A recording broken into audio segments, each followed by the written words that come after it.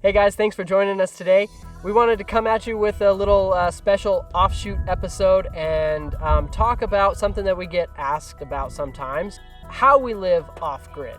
And we also wanted to come at some of the skeptics that would say that we don't in fact live off the grid, and cover a few of those topics today, and how we are independent of the four main municipal utilities, which include gas, electric, water, and sewer. So we'll hit those four topics today. I hope you enjoy the episode.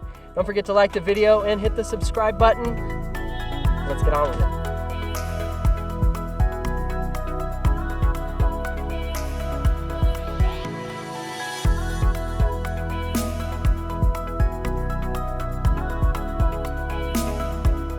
All right, number one on the list, we will start with power.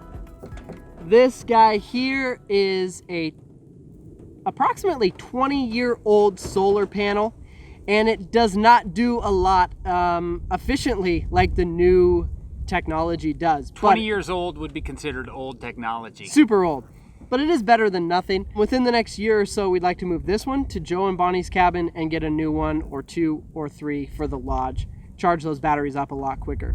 And when the sun is not shining here in Alaska, I'll show you the other power source we use, our Honda generator.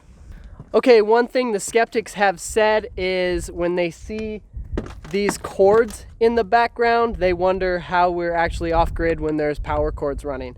That makes no difference. When you're living off-grid, this cord right here goes from the solar panel down, wraps around here, and heads into the house. This little cord right here is for our wind gauge or anemometer, which is somewhere back up behind my head. Hopefully you can see that. These are guy wires that all they do is help support our antenna that goes up there for our satellite signal.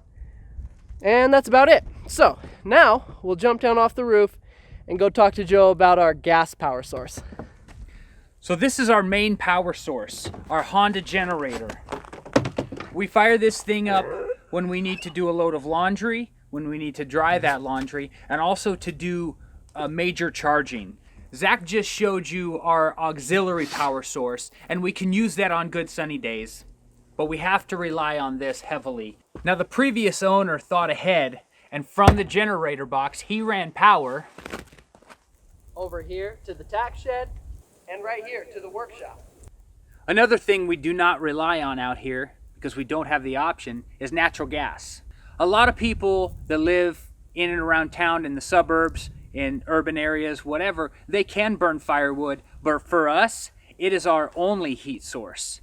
So this is the primary and most important part of out here, especially for the winter, as our heating source. So our gas source for cooking is a little different.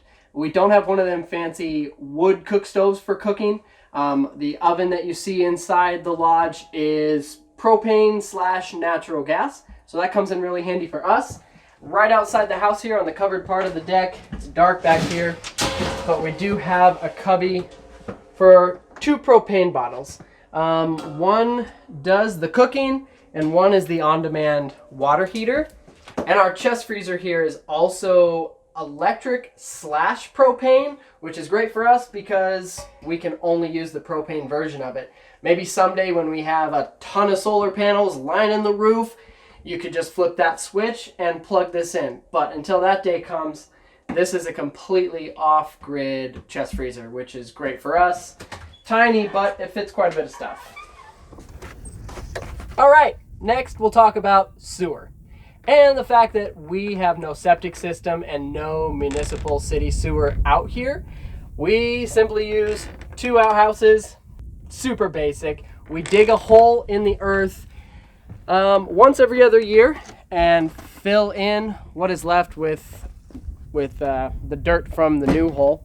So there's a few reasons why we've decided to stick with the basic outhouse setup for living out here. Number one, we're so close to the lake that we don't want any sort of leach field or septic system in the groundwater to contaminate the lake.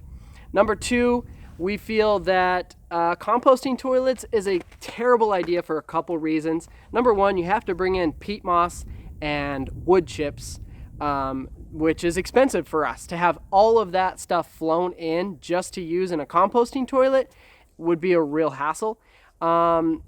Something that I have considered is the incinerator toilets, which is pretty awesome in theory.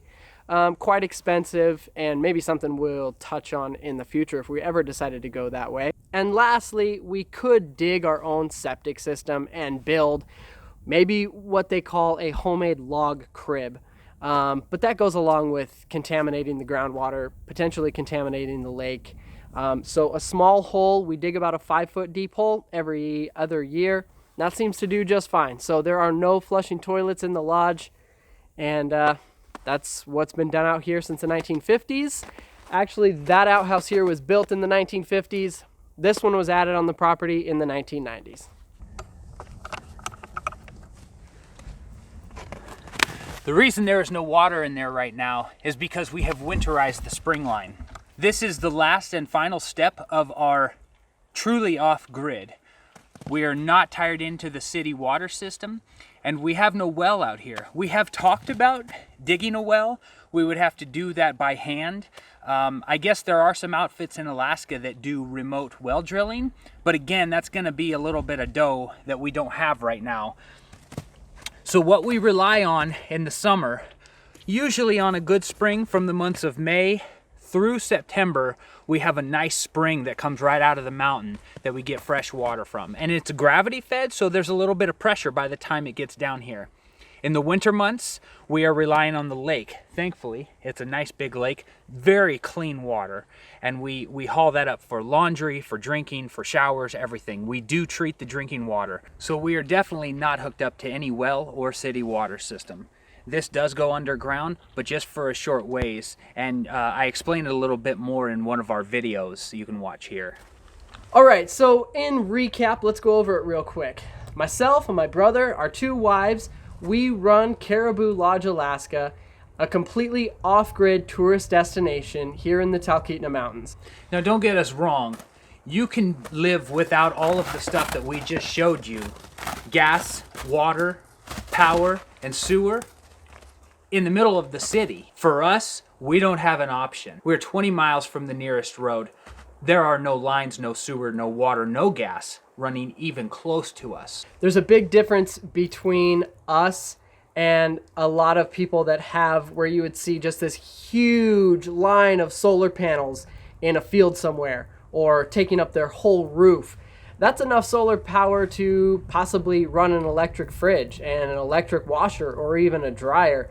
A lot of people down south, you can have solar power 12 months a year. Right. Us, we have solar power about 3 months a year. And so the other 9 months a year, you are not getting enough power from the sun to power stuff. So the generator comes in handy, and the propane is a necessity. Our lifestyle relies a lot on fossil fuels, actually. A lot of gasoline for the generator, a lot of gasoline for our snowmobiles, and propane to run the oven and the refrigerators. So it's a lifestyle that we love living, and we enjoy sharing it with you guys through these videos.